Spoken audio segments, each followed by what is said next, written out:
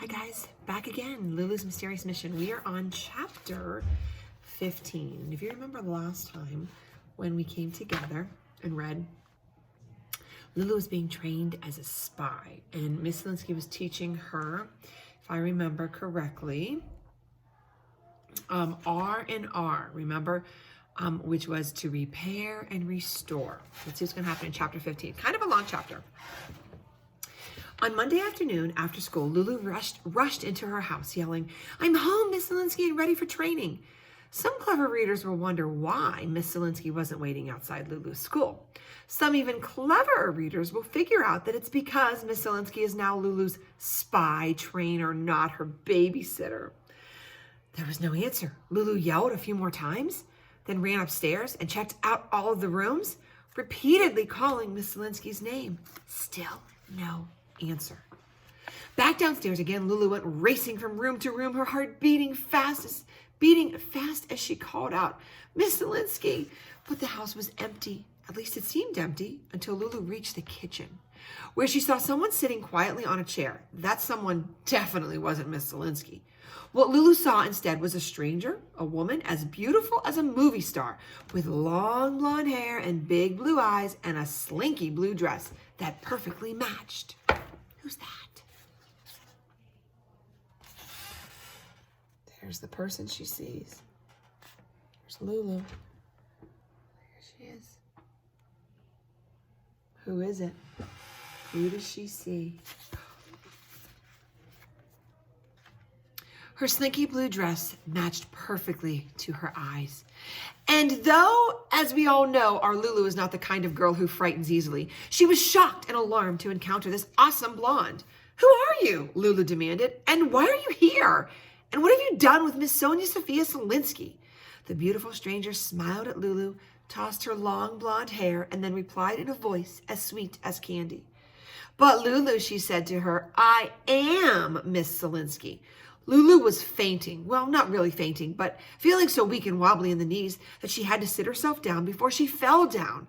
And actually, though, I'm the one writing the story, I also am feeling a little bit faint.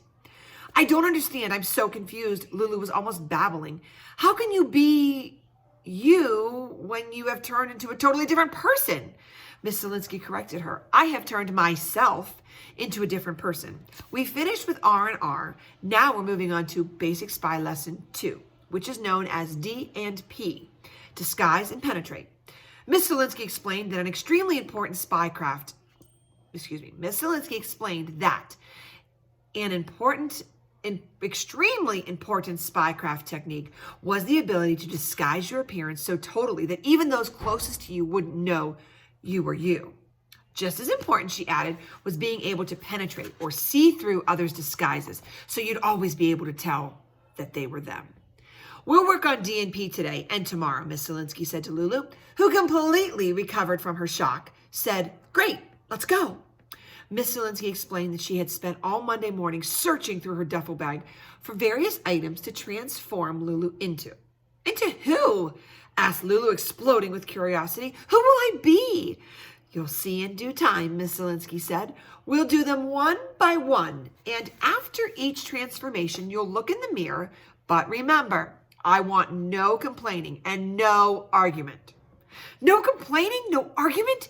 This was asking a lot, maybe too much of Lulu. Still looking in the mirror after being disguised as a boy, Lulu had no complaints. She liked what she saw. With her hair tucked into a baseball cap, a sleek black leather jacket, and some fake brown freckles sprinkled across her nose, she'd been handsomely transformed from Lulu to Lou. Do you have a picture of what she looks like in your head? There she is. Not Lulu, but Lou. She was also okay, not thrilled, but okay with the sight of herself disguised as a middle-aged woman with glossy makeup, a raincoat, and high heels. Though she certainly could have done without the ugly orange purse and the frizzy hair.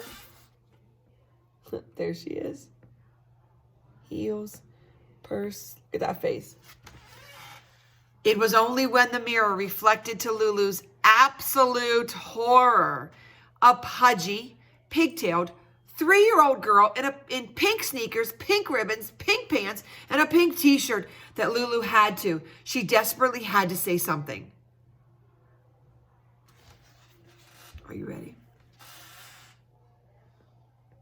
There she is. Doesn't look very happy.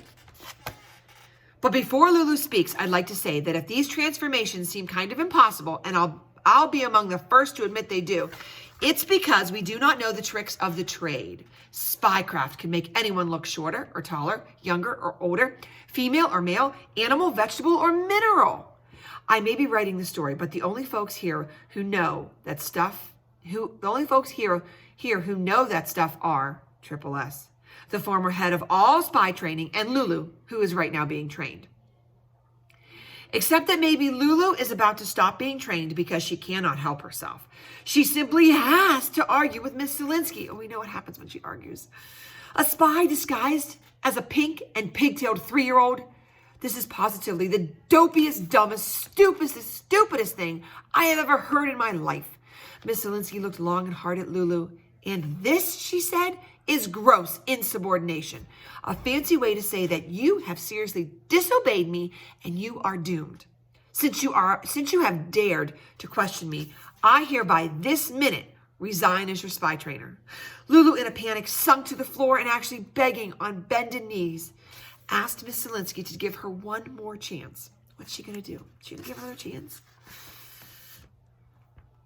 And after a whole lot of no's from Miss Zielinski and a whole lot of please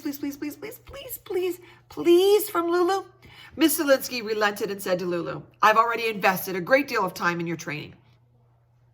And therefore, I will give you one more chance.